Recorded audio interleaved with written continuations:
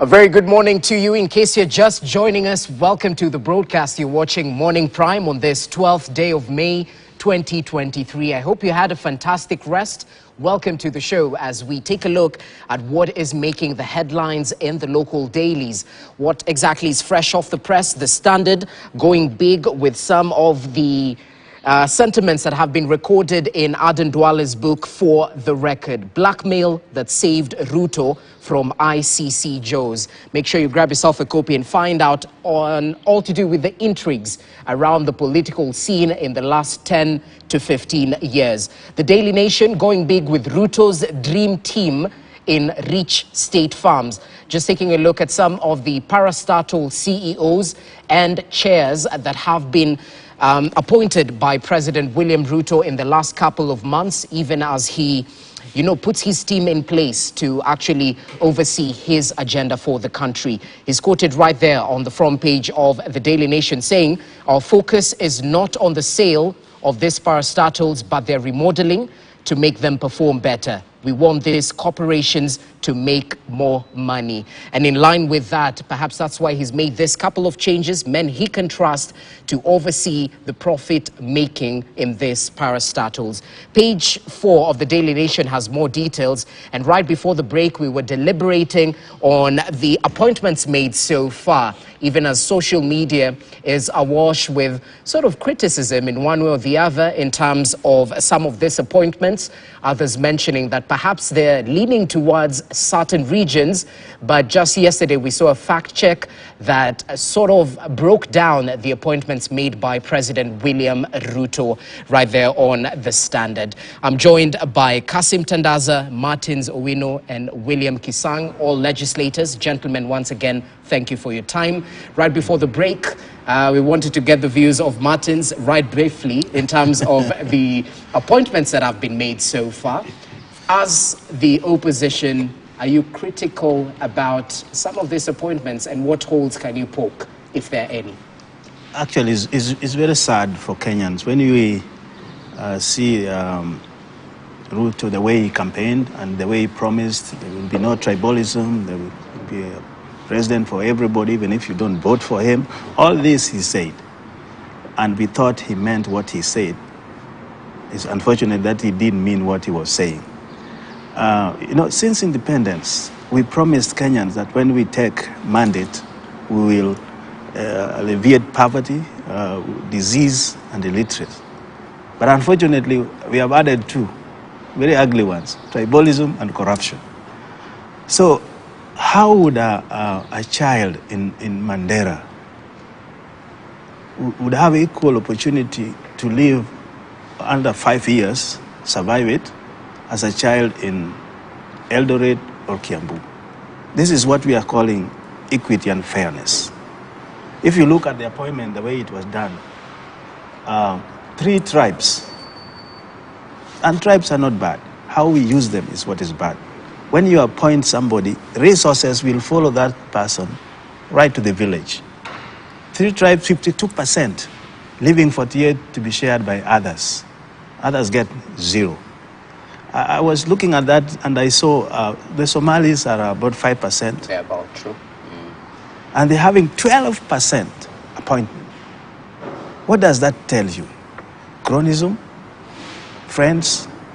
You can't rule like that. And I like this proverb in Africa which says, an axe can forget, but the tree will always remember, because it's the one who bears the pain. Right now, as we speak, some people are going hungry, some people are having leftovers because of the unfairly distribution of resources. And remember, everybody pay taxes for these appointees, for their cars, privileges, and everything. Why can't we just do an equitable distribution of appointments so that the wealth can be shared across the country?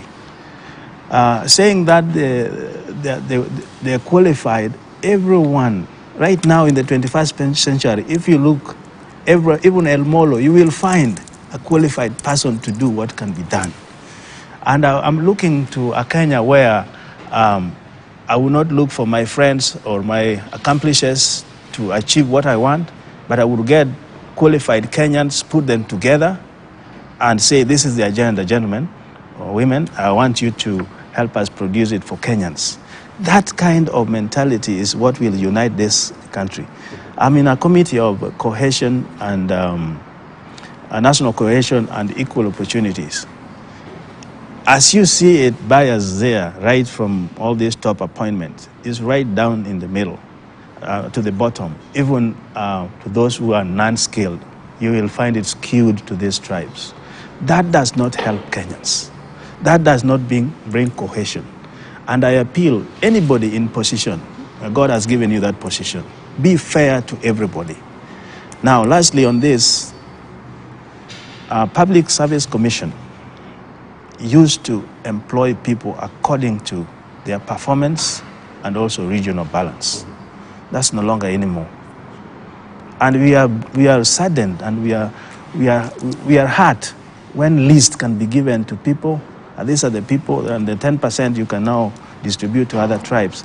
That is not the way to go. So I know my friends are listening here, but if we want Kenya to be Kenya, if we are craving for that cohesion that should be in this country, it starts with appointment. Because with that appointment, all the resources will follow with that region, and other regions are left out. Unfortunately, the mind that they think is there is not there.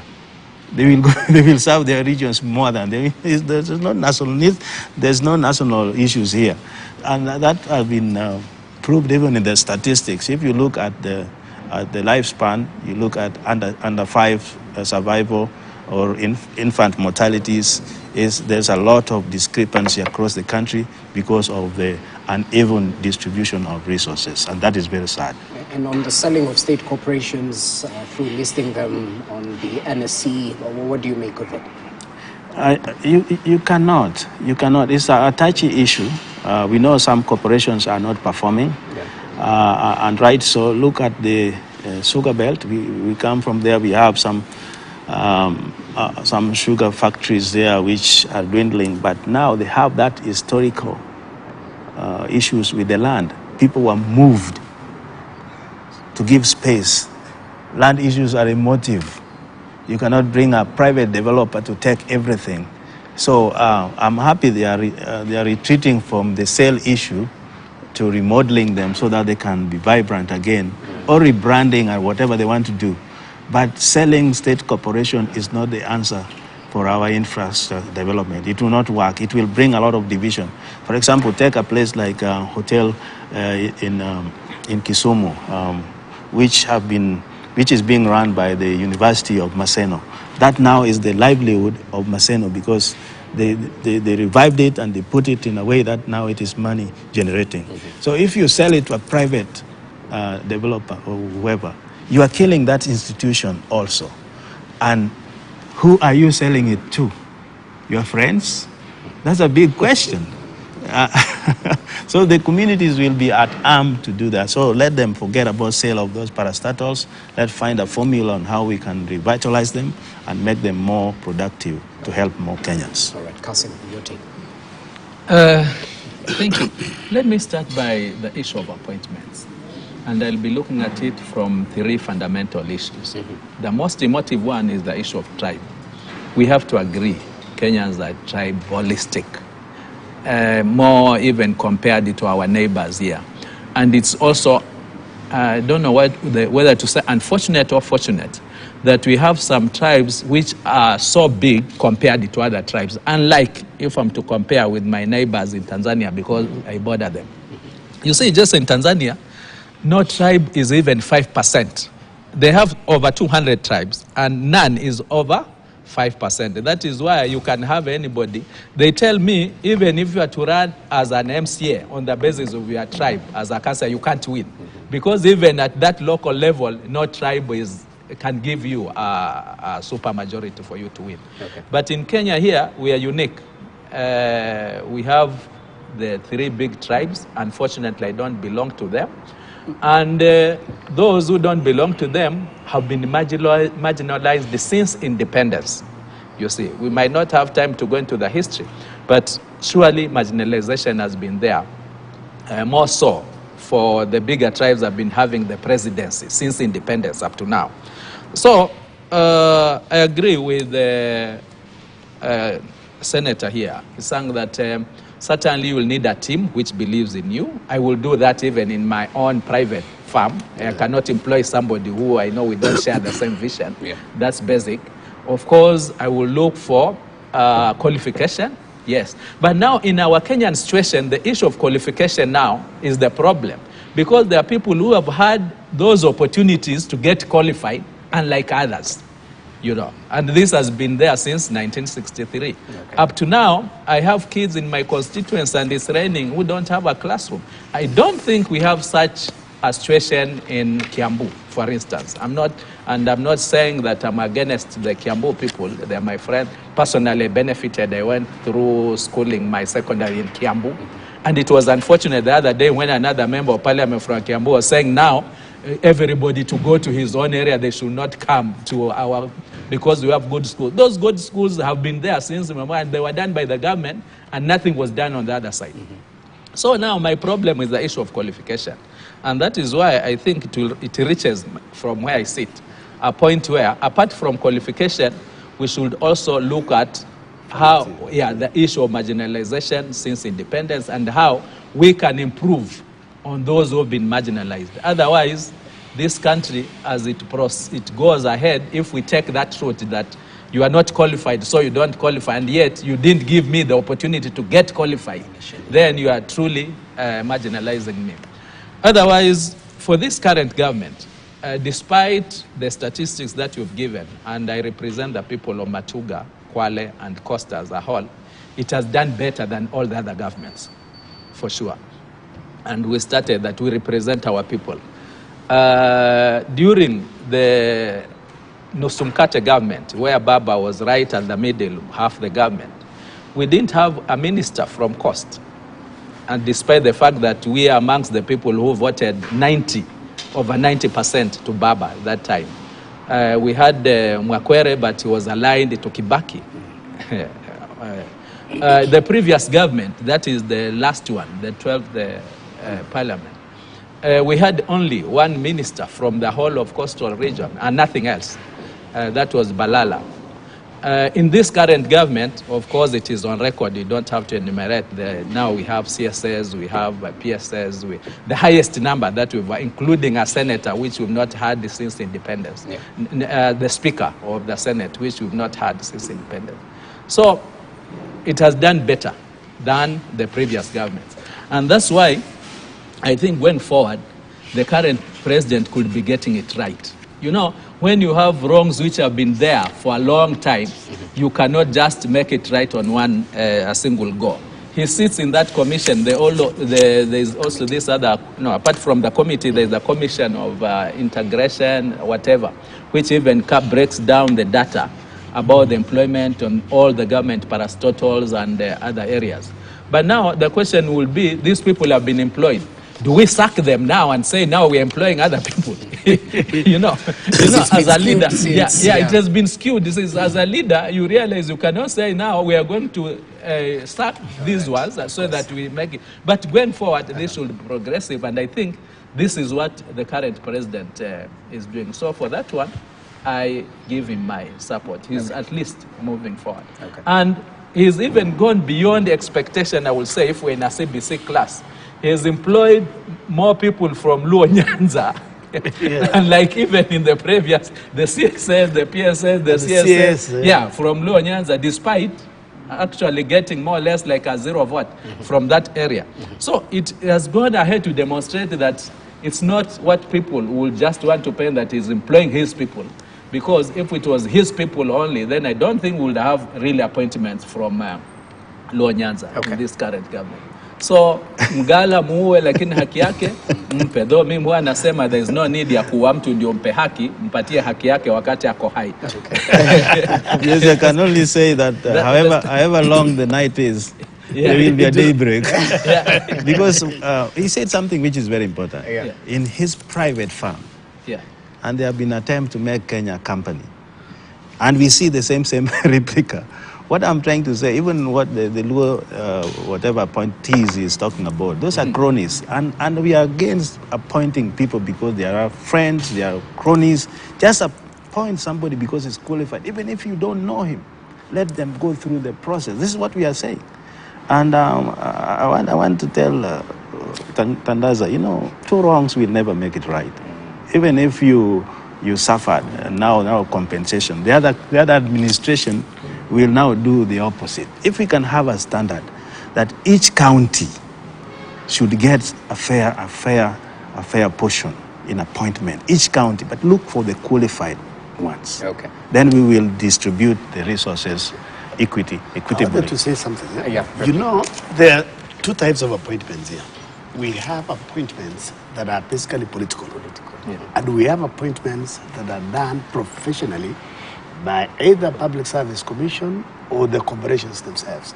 I believe what we are discussing now is political appointments, because the ones that are done by Public Service Commission and the corporations and the other agencies and commissions are very competitive, and the law is very clear on equitable distribution and also ensuring we have regional balance, which I believe there is no issue with that. The issue is what we are discussing is this political. Even I was a member of a constituency for 10 years with my colleagues, and each one of us, the people that you put on your CDF committee are people who supported you, are people who will deliver for you and ensure you deliver so that you can get re-elected. Okay. So basically, the issue that is being brought out is the political appointments, but the other generally. Maybe we need to do a proper audit, because what has been highlighted is the top political appointments. If we do proper audits in our parastatals, in our ministries, I believe people are hired based on basically qualifications and also regional balance. And the law is very clear. If there are issues, then Parliament, that's our job basically, as our representatives of the people, so that we see there is regional balance. Because when you are doing entry, management trainees, say you want to employ 500, you can't employ from the top tribes only. You do like an equitable distribution and ensure you have, so long as they have the minimum entry, if it is a graduate from everywhere, and then you balance. If it is not balanced, if it is not equitable, then the CEOs or accounting officers of those particular agencies are the ones who are culpable, not at the level of the presidency. Yes. Actually, just a point of information, because that is what we are doing now as national cohesion and equal opportunities. Yes. Is bad. It's bad. It's bad, and we will table the report. Table it, and then now... because the problem is the political appointees have a ripple effect into these things. We may deny it here or not, but that is what happens. If you are a minister, all those sagas under you influence. So, Senator, is not good. It's not good. We have done about 10 and 12 parastatals. It does not look good. It mirrors the same thing here. The Kikuyus, the Kalenjins, and the lawyers.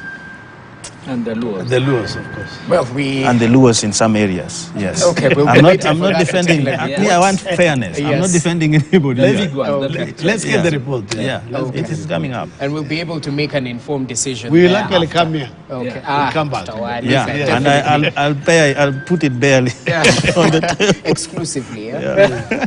Anyway, gentlemen, let's talk about the line between religion and cultism in one way or the other, because it has made the headlines in this week, even last week, bearing in mind the incident we saw occur at Shakahola in Kilifi County. Of course, investigations are ongoing, but it opened a whole can of worms into, you know, the management of the affairs of churches in the country.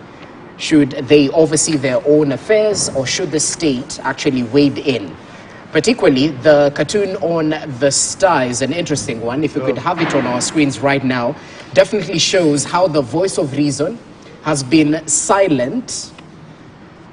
But right now, as soon as yesterday, we saw the Archbishop actually voice his concerns around the Finance Bill 2023, and they equally criticized President William Ruto on state appointments, whatever we were talking about right now. So he definitely shows the president right there. I think that they've borrowed from what we saw him doing in Israel, you know, and praying at that very famous wall. But right now we can see the tape on the mouths of some of these church leaders. See no evil, hear no evil, speak no evil.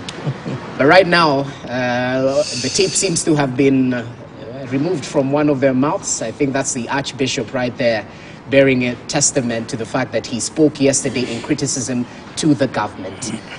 Equally, it goes a step further to show perhaps the line between the state and religion seems to have eroded, but they seem to have to bring it back over to the Daily Nation. They equally went with an editorial cartoon touching on cults and religion, where we can see the cults hiding under the guise of religion, if I can interpret it correctly, where stones are being thrown at cults, but they seem to be hitting religious institutions instead, because they're hiding within the religion, and you can see the body armor right there.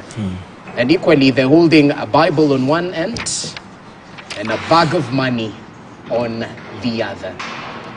So, gentlemen, I know they usually say we can't leave politics to politicians. I guess we equally can't leave matters religion to the anointed ones. So let's start with you, Kisang. I mean, we've seen what's happened over the past week. Even as investigations are ongoing, we've had a commission of inquiry. The Attorney General faced the House Committee, mentioned how it's a tall order for the registrar to rein in on some of these churches. We well know of how they're registered, and the power ends right there, you know, according to some of the sentiments that were shared. What's your take on this very emotive subject? Because I'm pretty sure politicians in one or the other, you know, go hand in hand with the religious leaders. Because I had a couple of politicians here saying, you know, at times we take advantage of the congregation that is gathered right there in church.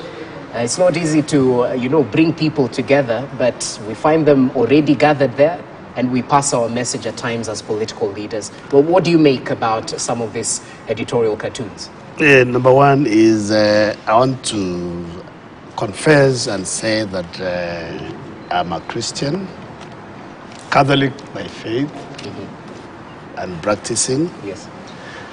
And when we go to worship as a leader, I go to my church, or as a leader, we go to all the churches. Of course. And then when an opportunity arises, the pastor or the reverend or the bishop or the priest may invite you to greet the congregants. And it is not wrong for a politician to go to worship and also say hi, because our business as representatives of the people is there could be some information that we want to pass to the people. And during campaign, some people want to bring an issue that why are we given an opportunity to speak or to seek. In fact, we don't actually seek for votes directly in the church. We just talk, we say what we have done, and we do it even now. It's only that during campaign it is magnified to look like we are taking advantage of the platform when we go to worship and seek for votes. Secondly is that particular, the cartoons on both the Standard and the Star and the Nation, and the Daily Nation, is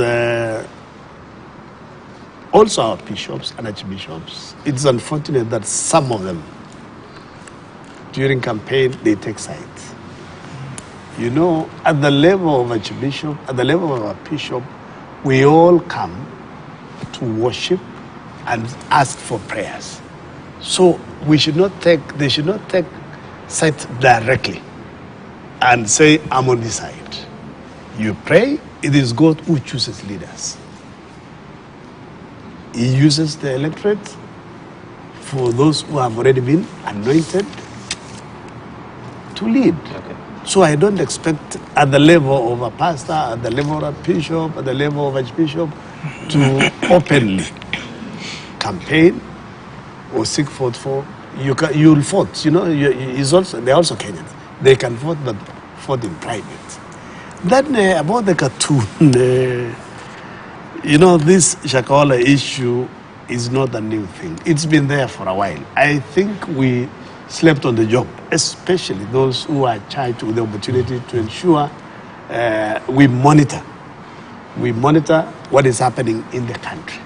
I remember there was a time that there was a conversation to regulate the religious organizations, but there were some issues. You know, it didn't come out clearly.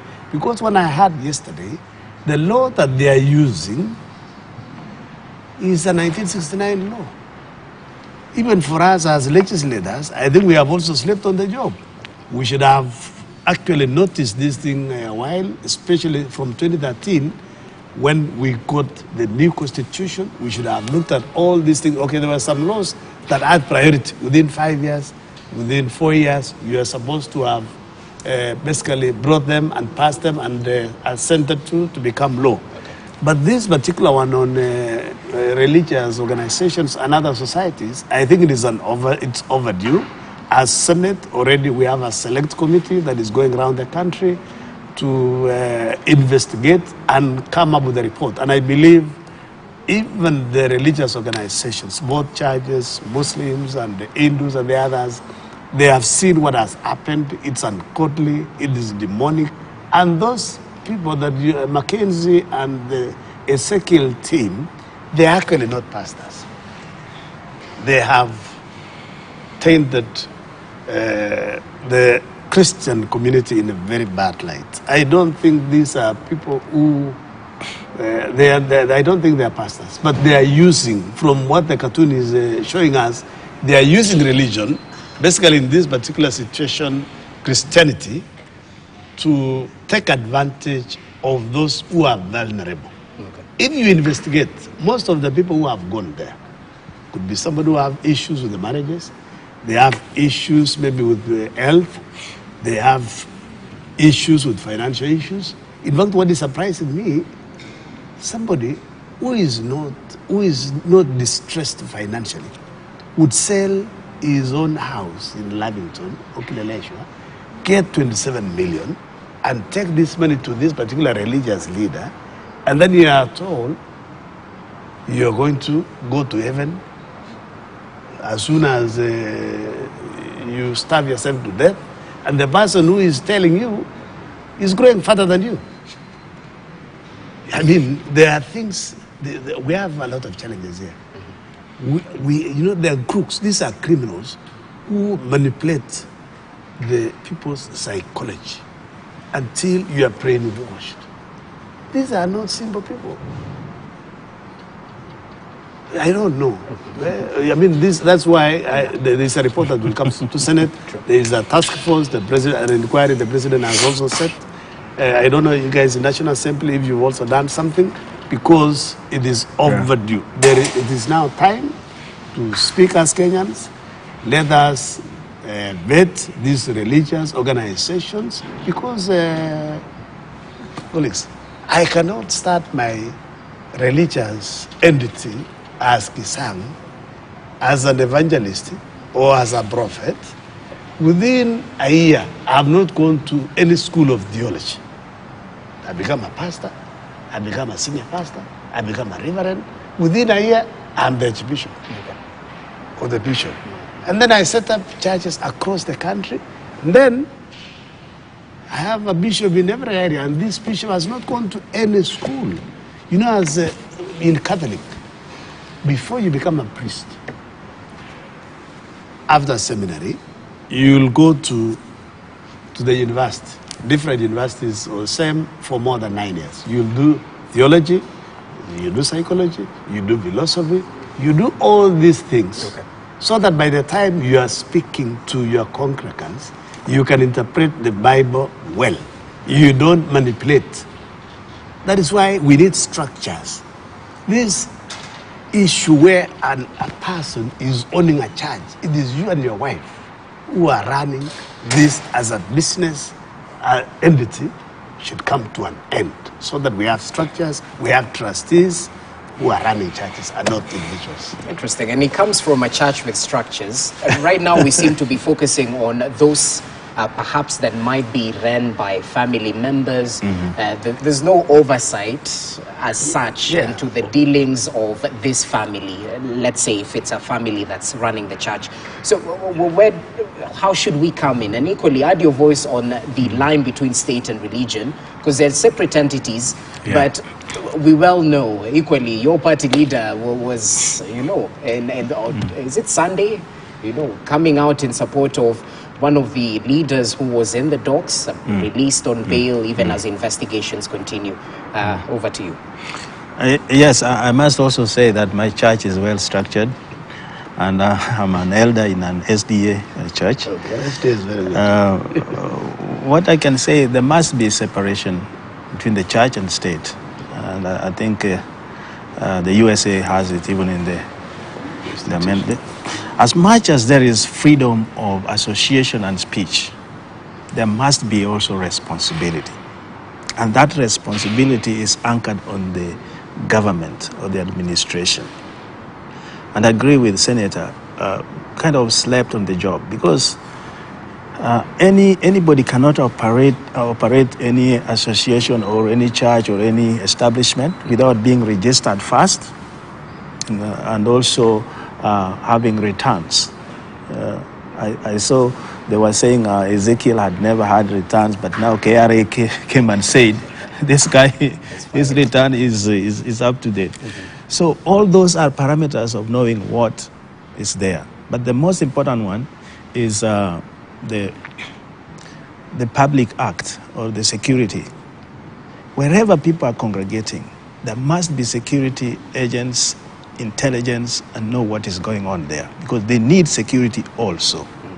And what happened in Shakahola I cannot believe it, because those people were meeting there every day. Where was the government? And the government is structured up to the household of a village elder. Even the chief, and all this up to the president. Where was that intelligent network to pick it up? That's a big question. But let it be as it may, the cultism, the pathology of cultism is very interesting, because these people use brainwashing, kind of invasive brainwashing techniques. And one thing which they succeeded most in Shakahola is isolation. Remember, they use that in the midst of poverty, disease, and hopelessness. So they become like a safe haven. When they tell you now, this is the way out, you follow it because you know that is the... Others have been frustrating and all that. So they use that for a long time. But what I also find out, which is disturbing, is that the children who are controlled by parents in terms of feeding were starved because they were not given food. When it is an adult deciding or brainwashed not to eat, that's a different thing. But children were starved to death. So, back to the cartoon. I respect bishops. Really. Rogers, I respect bishops. But the standard of church and state is in the Bible. And when you want to know how the church should work with the state, look at Prophet Nathan and David. When he went to the state house, he went to correct David on what he has done with Uriah's wife. But what we are seeing now, the church and the state are together. That is very dangerous in the sense that the state may not be sensitive to what the church may be doing. Now is when they are waking up. So I urge people like Anglican Bishop, because I cannot believe what he says, because I know what he said in Bomas. He took sides and now he wants to redeem himself. It's not an easy thing. When you are a clergy, remain sober and look for excesses of the government and point it as it is. No favors, no nothing. Then I think Bishop Okulu was the best in that. Whether you are my tribe or what, you do something right, wrong, I'll tell you. That is what our clergy should take. But controlling the church, I'm opposing to it, even if we come with more regulations That is not the way to go. We have them already. Let us increase intelligence, pick up this brainwashing science earlier, act on them. But if the state come now with more massive regulations, it will mask the religion, which is not good for the country. Because he has all the apparatus to check. And when there's excesses, they have laws to deal with. Lastly, I want to ask Kenyans, especially the administration now, the reason why these people are being pounced upon is poverty, is disease. They're offering hope, neglect, and more recently, frustrations and hopelessness. Let us work on those so that people can have their dignity. Because once you are programmed not to think, not to decide, you take the decision of the cult preacher, who are most of the time very charismatic. And that is why we are losing people. So they offer heaven here, but those heaven is taking you to hell. And we have seen, and because they have programmed you not to think, you believe them and you do what they want. Okay. So even in those who have been rescued, there is a great need of reprogramming them so that they can have a dignity and value system and think for themselves. Well noted. And I know from outside looking in, Mheshimiwa Kasim, to regulate churches or not, but equally that voice of, it's referred to as the voice of reason at times, the voice of the church, because I recall during the voting whether to pass the 2010 constitution or not, the church was in the no. Of course, the state then was pushing for the constitution. What say you about the unison in terms of optics when it comes to the state and matters to do with religion? One, we need to regulate religion. I'm a Muslim myself. It should not be seen that I'm just talking about the Christianity, but we need to regulate religion. The other day from Mombasa to Nairobi, I happened to sit next to a white-robed person, and the Shakahola thing is now trending. So I asked him, "Are you a pastor?" And he told me, "No, I'm not a pastor. I'm a prophet." You see, what's sitting next to me? So now, what are the qualifications of a prophet? You know, in our religion, we don't have prophets. The last prophet was Muhammad sallallahu alaihi wasallam. But maybe Christians have another definition that they could still be having prophets up to this time. But for up to that level, then you realize we just need laws. We just need laws to start with. I agree, we've not done enough.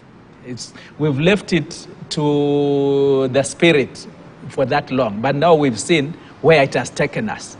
We cannot continue leaving it to the spirit. Somebody sleeping, waking up and saying, now God has spoken to me, and now I need to now cut these trees around because God has said this is evil. And we let him cut because we are saying now for as long as he's cutting trees in his shamba, that is okay. But the next step will now say, now he has spoken to me and now I need to cut some few heads here because they are evil. We cannot continue like that. We just need laws.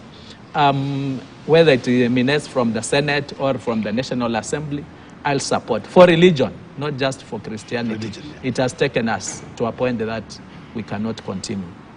About the religion and state, I think this boils down to the integrity of that person.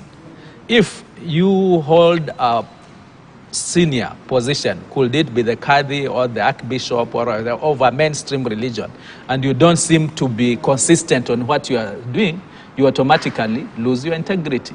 We've had very serious bishops before. You mentioned Muge, you mentioned Okulu, but I'm talking about Muge. I remember at that time whoever was in the seat was Moi. But you will say this is wrong, this is right, and you will see that was the position. We used to have Ndingi, Mwana Nzeki. He would say this. So whether you are Muslim or a Christian, you will see what he's saying is actually the correct. It makes sense.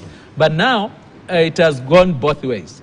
We've had senior religious persons who are compromised. You know, the issue of by the state really. The state doesn't remove money to give to an archbishop. It is an individual, probably also holding a position.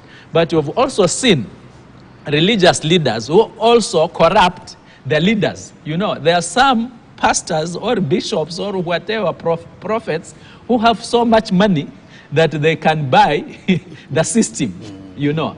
And that is why sometimes even the political leadership also loses direction. You see, when we see the Baba goes to coast and visits Ezekiel and says, now this is okay. You know, it also, what has happened all of a sudden. Yeah. And remember, the first attempt which was made to regulate churches had been proposed by none other than Ida, you see. But now Baba goes and says, now, we don't know what happened within that short period, but we also know that there are some pastors who also have money to corrupt leaders. Right. So this is a two-pronged approach, but the bottom line is this is the high time to save future generations losing their lives, It's not about the poverty, Mheshimiwa Martins. He has mentioned it correctly. And I think it even happens here in Nairobi when you have people who have a lot of money, but they donate almost everything to the church, you see. Okay. We had it in Kiambu last year when this family decided... 600 million a month. They were giving to a prophet. Yeah, to a prophet. The one in Kiambu where this family was doing very well, but they decided to kill the family plus himself, because that is what now he has been made to believe. Yeah, yeah. So these people who brainwash are very intelligent people. It is high time also, as we regulate, we also see what you can do with them. You know, sometimes something can come out on an ugly side, but if it can be turned around, maybe these are the people that they could help us in the military, in other sectors, to see how we can take advantage of them. You know, because they are not, these are highly intelligent people. If you are to brainwash me, for sure, you must be more intelligent than me. You must be having something that I don't have. Okay, you know? And they're there. They are God-given. Right. Can you also find how to make use of these people? So you support regulation? Yeah. He doesn't. Yeah. He supports. Yeah. I don't, because we have already regulations. As it stands, when somebody is coming to register a religion, or a sect, whatever it is, those qualifications should be attached to that registration. Okay. And when they do their returns, that is a monitoring system. So we have it there. But let me clarify something. Yeah. Poverty is relative. There's poverty of physical need and there's poverty of mind. Yeah. And when legal mind is eroded, that is when the 600,000 whatever is given. But I also want to tell Tandaza that Ezekiel is innocent until proved guilty. And we don't want to point that. Let us leave that to the judicial system. So Baba had the right. Martin, now you are double speaking. No. You are double speaking. That's why he's out. Actually, he's not guilty already. It's not even a second only. Yeah. There are many. We have said Mackenzie has opened up an opportunity now to do forensic audit of all our religious organizations. Because, look, we are still using a law that was passed in 1969. There are many things that have happened from that time up to now. Even here in Nairobi, and even in your own village, there are many religious organizations that spring up almost daily. And you'll see somebody who is a prophet or an evangelist or a pastor speaking on TV, abusive. Actually, even the words they utter on national TV should not come from a religious person. But we have tolerated. We clap for them. Leave alone that in England. Martins, look at it this way. Now we have somebody calling himself Jesus. Yes. You say yes. And the Archbishop, the SJ, the Catholic don't want to touch him because they are saying, surely, is that Jesus? You know, and he moves around and people believe. People now are moving with him, believing that now is the Jesus who has come back. Yeah, he's now come back. No, what I was dissenting is that the notion that Baba is associating with a criminal. No, no, no. It's not yet there. Okay. I just want that to be clear. Okay. Point No, you are taken. here to clear Baba, you know, but I think as leaders we also have a responsibility to also see the kind of people we associate with. Okay. Yeah, because even before the due process, as you put it, is innocently proved guilty. But when a leader goes and says something to support him, then of course that leader has a following. It's already prosecuted in the public domain that now we should look at him that he's innocent. But we shouldn't be throwing stones as Kenya Kwanza. We well know the, you know, if we pick on association with that particular Everybody would leader, have had it'll open a can of worms. Just let me say money. something which was Yeah, very money. obvious. That's what I'm I wanted to say before you say, the issue is, Yeah, the problem that we have yeah, is some of our religious leaders, because they run the organizations as personal, they have amassed a lot of wealth. yeah. Okay. And because of the wealth, now many of us leaders are associated with this particular person for some benefit and also some influence. Because of the following they have, I want to be associated with this person. As well. They'll speak well about me, I'll get votes. They can might even also sponsor. organize something for me to go and give it somewhere else. So that is where we need to convict ourselves and say, enough is enough. We need to restart and ask for forgiveness from Like God. when Baba visits Ezekiel, who has a lot of money, the following day he goes to donate unga in Nyanza, which we've not is not normally his kind of I work. think I don't know I think whether my friend is going Casting overboard. aspersions, Let me say this. Okay, as we finalize this then I conversation, withdraw. kindly, I yes. withdraw. Then I If withdraw. only he did not withdraw. Apologize. I withdraw. And apologize. Then I will withdraw. What I'm saying is that association can be tricky because this guy who have now, he was there in State House. So do we castigate Ruto for that? Maybe he did not know. Yeah. But what I'm trying to discourage, and I said it, the relationship between Prophet Nathan and David. Let us have a purpose. Don't go to State House to have a brown envelope. And we have a brown envelope syndrome. We had one who went there and came to pray during Labor Day. If you listen to that prayer, it's an outcome of a brown made envelope. headlines, So yeah. you compromise yourself. So please, leaders in the religion sect, don't do that. Just stand for God and stand firm and tell the truth as it is. Sure. Okay, gentlemen, it's an emotive subject, but let's cross over to something even more emotive, the Finance Bill 2023. And he mentioned as leaders, you know, you have that certain responsibility. And perhaps I'll start with you, Kasim, because the editorial cartoon on Taifa Leo sort of points at what many might argue will be the way this finance bill will go. Eventually, whether unions come up against it, whether Kenyans might, you know, poke holes perhaps in the housing fund or the VAT on fuel, at the end of the day, and we had, I think it's from Senator Cheriot,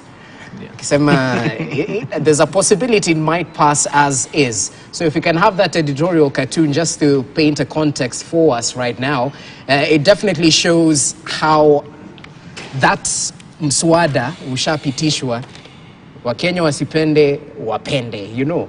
So when it comes to the finance bill and the numbers game, starting from the political lens, what is the stand of Kenya Kwanza? Is this passing as is, or you're open to alterations here and there in favor of the hustlers? Thank you for giving me the first opportunity to contribute on that discourse. We've had politicians who will speak their minds over time. We've also had the politicians who would not speak their minds. Remember, in the last parliament, we had none other than Junet, who said that he follows Baba like a cow. He said it himself, that he doesn't have to think at all. If Baba says it's right, then it is right. If he says it's wrong, he said it. And now, Senator said that. From where I sit, Jesse, I'll do what is good for my people and for this country. Of course, I can be convinced otherwise, the moment I debate, the moment I give my views, the moment I vote, I'll be voting on the point of conviction.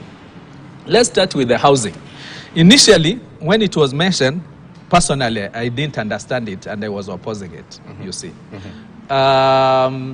Even when it came to the issue of the NSSF contributions, you know, it's easy to look at it that, okay, people don't have money, they already what they're earning is not enough. But having been taken through in the last 2 PGs, especially on those issues, then I actually changed my mind. And I think I can't convince somebody that saving 200 shillings during your working life is not saving. You know, 200 bob. You work for 30 years, you save 200 bob, you are retiring, your savings is 120,000 shillings. What do you do with the 120,000 shillings, you know? So we need a cultural change. We've not been used to saving, so it's high time that we actually inculcate the culture of saving into our people, starting with myself. Because when we were paying 200 shillings, I was also paying 200 shillings, and I thought that was okay, you know. So equally with the housing levy, we've had these housing problems for some time now. Now you would ask yourself, would you want to continue with Kibera the way it is? Would you want to continue with Madare the way it has been? And for how long? And how are we going to solve that problem? I have a house myself, if to be specific houses. I don't need to own that cheap housing scheme. But if my savings would help somebody who cannot buy a 1.2 million house or a 3 million house, to me, I think I have a moral duty to make sure that that Kenyan also enjoys that good house. Now you see, you're speaking from a point of a homeowner. Now let's speak to the hustler whose payslip perhaps is, you know, a little bit wanting. And they're seeing that pinch at the end of the day, contributing just 3%. For them, they don't see housing as a priority. They're okay renting as long as he can pay fee and all the other necessities.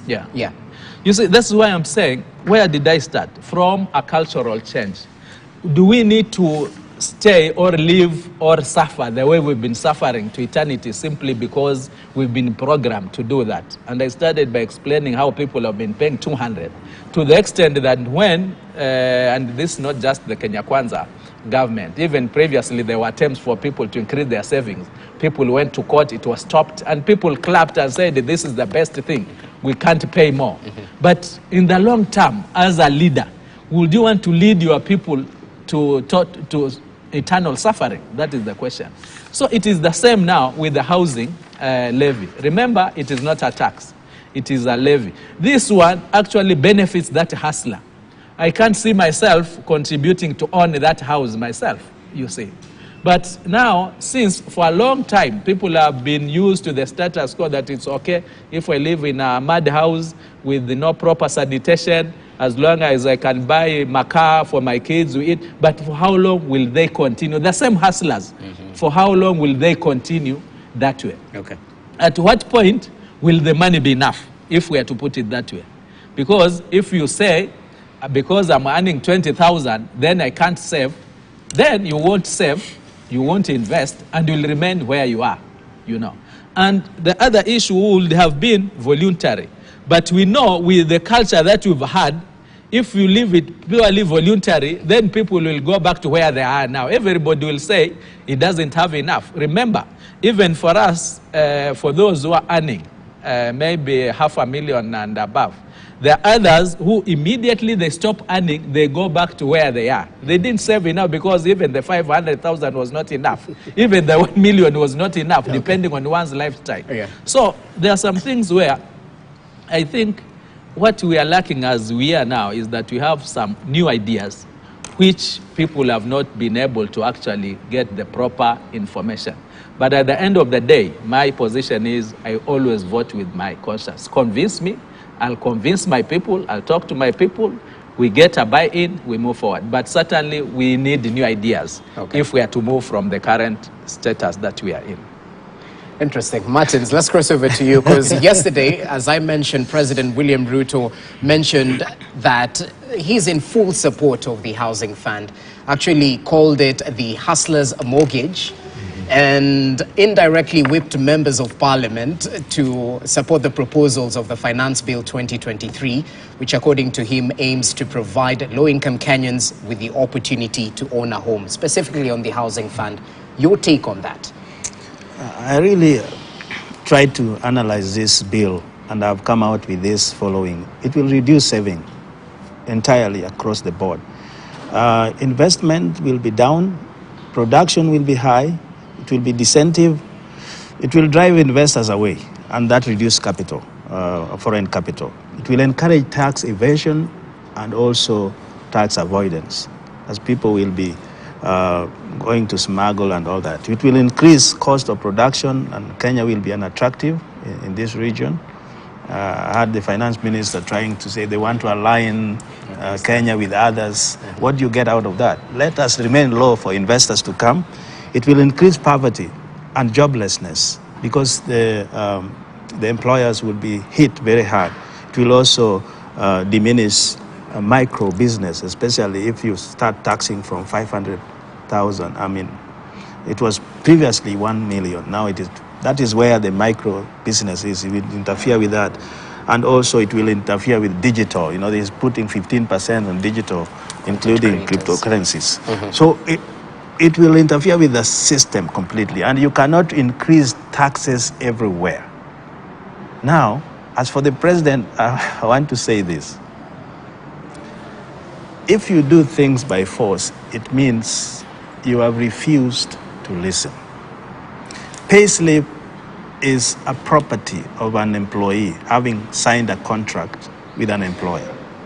You cannot invade the payslip and say, I'm taking this because you need a house. Who told you I need a house? I need food on my table rather than a house. Now, the 3% is a sword on both sides. It will cut the employer and it will cut the employee. These members of parliament, however high they are, will agree with me. Most of the pay slips are negative, meaning many people have already, it's a household thing.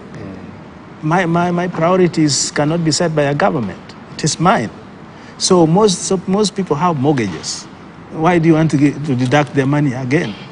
And you tell me after some years, give me the saving. What do you do with the negative pay slips? But what's in this is that anything you do in this country, including us parliamentarians, it has to go through public participation. What do the people say? There's no government who has it all to take by force people's money. Let me put it another way. The government cannot prescribe solution for the people and sustain it. What the government can do is to help the people identify their own problem and help them solve it so that they have the ownership of that. The housing thing is not a priority. Putting food on the table right now is a priority. Taking kids to school, they will tell you, especially Tandaza who have a bursary like me, it's not enough. Children are like a revolving door. They go to school with little money, they are sent back, they go, and at the end of the game, they perform very poorly. Education, health, and food on the table are the most priority. Now, if you tell me now that as much as we are going through this with our people, because we represent people, we sit them, Senator can attest to this, they come, you go home, 100 people there, they all their problem. If you tell me that you are now moving the taxation of fuel from 8 to 16, everything anchors on fuel. They will shoot up. Right now, people are suffering. How would you convince me that that is going to inspire growth in economy? It will affect everything across the board. Now, there's another issue with the digital taxation. Yes. Our young people, this is the avenue for them to venture. In fact, it is still very young. If you tax it, or you tax the platforms where these businesses are doing, taking down, it means other jobs will be shipped off the ground, and these young people will remain jobless. It means also that the government is only sensitive to direct taxation. But there is what is more important, which is called indirect taxation. Let me explain it this way. If you don't tax my gross 500,000, I take more net at home, where I employ watchmen, I employ cleaners, I employ. So if you tax it heavily, it means those jobs are also going to disappear. Okay. But if you inspire production, these people will pay taxes in one way or the other. So the government should look at indirect taxation, building the people to pay more taxes. And that's what we call broadening also the tax base, rather than going for direct. Direct is easy, but is very, very impacting negatively at the end of the game. So I urge my friends here, when it comes to 35% of our, we who are earning much, is going to cause joblessness down there. This bill is dead on arrival. Let us unite together, because why should you support what is going to kill your people? To kill production, which you are... But let me ask you this, Martins, because at the end of the day, we've had that conversation on it's either we borrow to, finance our budget, or we try and increase the tax base. And by trying to increase the tax base, perhaps that's where they've gone, where the money is, digital content creators and whatnot. So if you're against some of these proposals, are you proposing that we should continue borrowing? Or what exactly should we do in order to finance our budget? So deficits year in, year out shouldn't be the order of the day. We should plan with what we have, right? Correct. So how do we go with it? Correct. Even now they are borrowing. So the issue of borrowing is not out. It's out. But what happens with the say that we live within our means? There are some things we can cut. And I'm not saying that people don't pay taxes. I'm against direct taxes. People can be empowered to pay indirect taxes, and we still meet. What is there right now is that we don't have what it takes to run the entire government as it is. So it was upon this administration to lean up, see what they can cut out. And I think when the president came to the parliament, that is what he told us. Yeah. He started with 300 billion. What happened to that strategy? It is not even in this finance bill. I would urge him to relook into that option, and also go for empowering the people, create businesses so that people can get employment and then pay from their up. I don't want to say. You don't want to say bottom up. Okay. From ground up. There are some words which it's not in his dictionary. No. Anyway, we have to take a break. As we come back, we'll get your sentiments right now in terms of the Finance Bill 2023. Okay, I'm informed we can continue. Okay. It's pressing matters. Thank you for understanding. That's okay. That's fine. Actually, my take is we need to look at several issues. One issue is what Honorable Martin Owina said. This bill is not yet law. It is out there for public participation.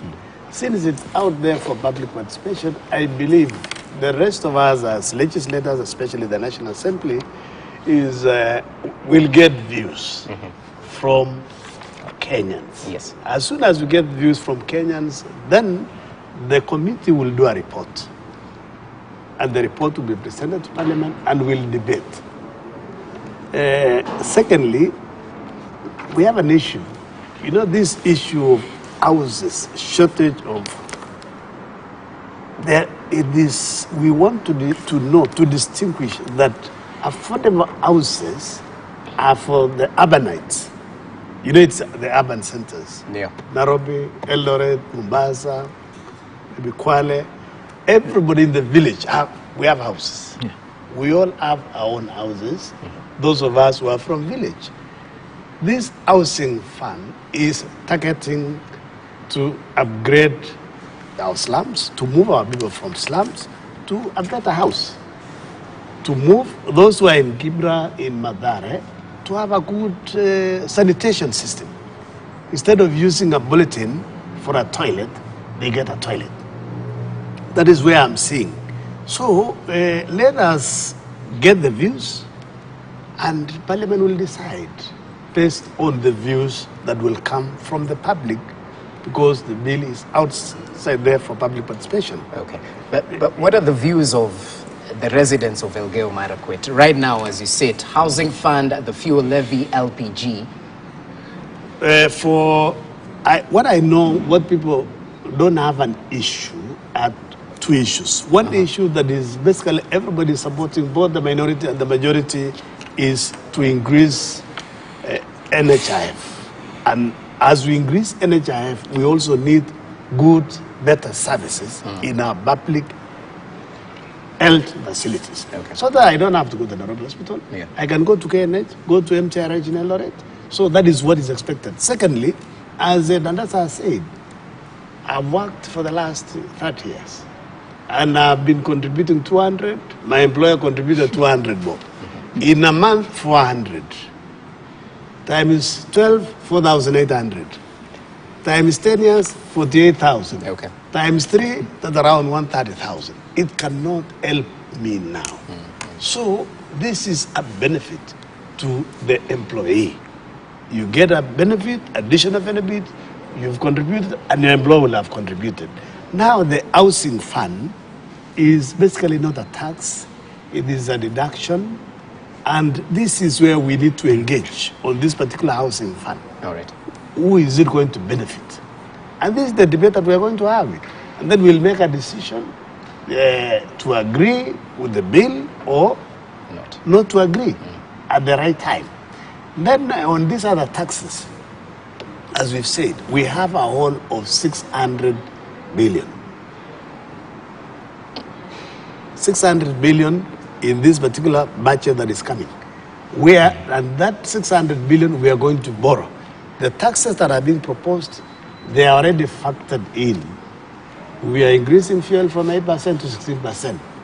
I know it will cause issues. That is why we are saying, let us continue with the conversation. By the time we debate and pass it, we need to be convinced both by those who came up with the bill to agree with them, or we vote according to our conscience, according to what the people of Elgeyo Marakwet County will say. Basically, for me, I'll go back there, have a discussion. If they tell me, because we want to build additional roads in Elgeyo Marakwet County, we need to increase our tarmac in terms of kilometers. We want more connectivity of electricity. If the taxes are going to help us, then they'll tell me, please support the bill. If they say, no, for now, we are heavily having issues, we don't support it, then basically as the senator, I'll follow what the people of Elgeyo Marakwet County will tell me. Okay. Yes. And Kasim, as I come over to you, I mean, and this has been criticism. You know how a rat operates, it bites and then it inapuliza kidogo ndo yo wondi tulie. So when you remove all this VAT on LPG, but now we are seeing an increment on the fuel. Aren't we mixing the agenda in terms of, the Kenya Kwanza administration, alleviate the suffering of hustlers, but we well know the compound effect of mafuta will still increase it to 16%?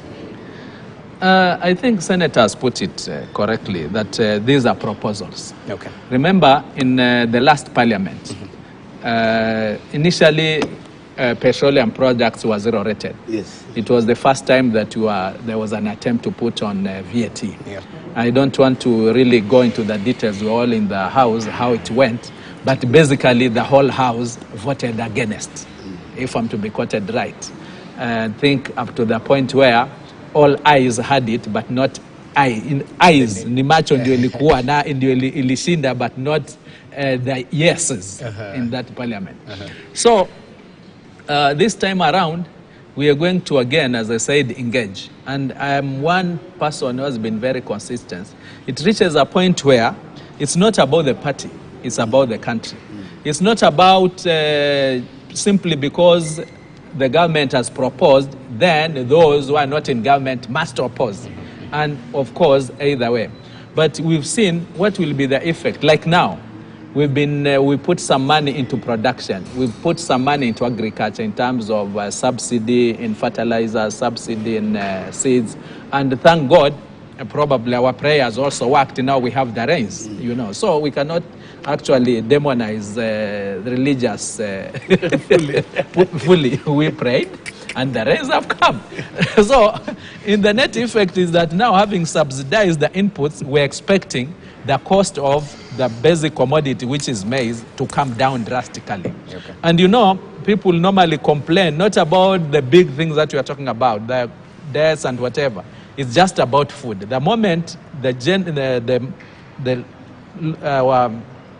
constituents at the constituency, those who don't take spaghetti, those who don't take pizza, you know, pizza can go up.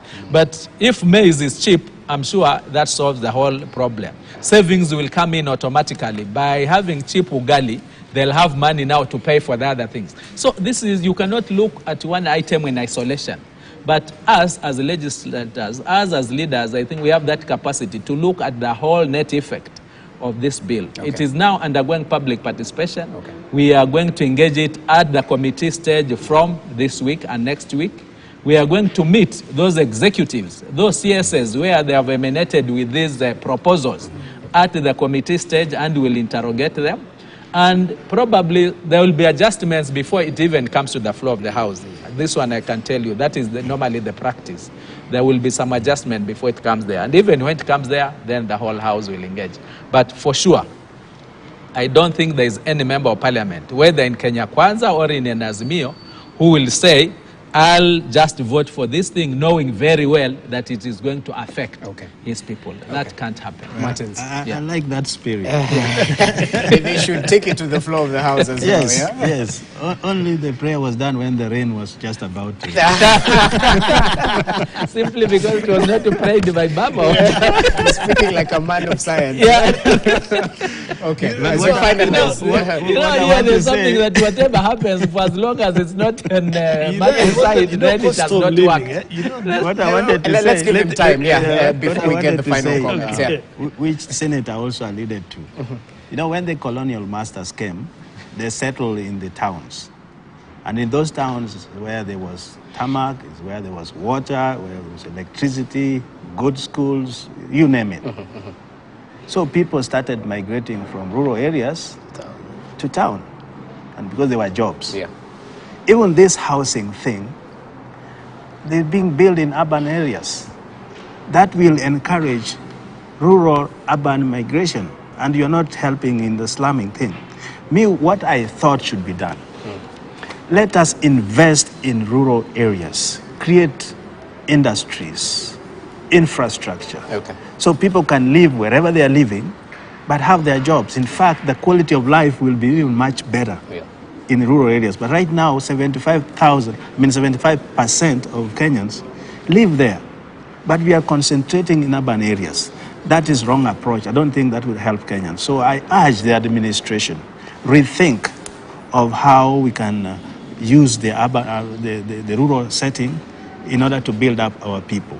In fact, when COVID hit, I ferried most of my constituents back home. And some got jobs and they're more settled now. They don't want to come back. So this 3% does not make sense.